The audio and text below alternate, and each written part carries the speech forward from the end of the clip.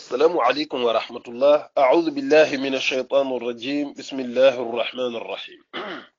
ذلكم الله ربكم لا إله إلا هو خالق كل شيء فاعبدوه وهو على كل شيء وكيل. صدق الله العظيم. سورة الأنعام سورة 6 آية 102.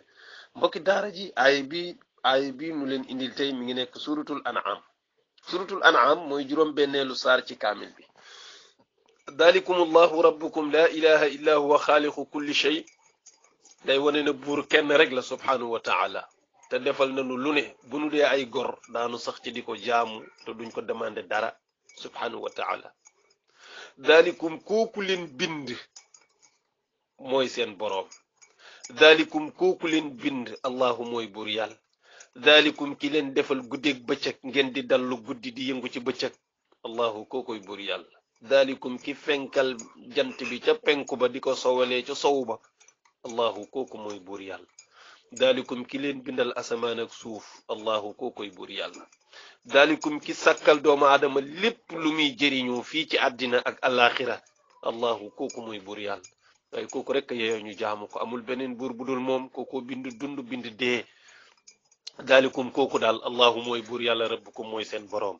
laa ilaha amul benn buur bu ñuy jaamu ci dëgg jaamu gu jur njëriñ nga ñàkk kaa jaamu mu jural ak loraange illa huwa kudul moom buur yàlla.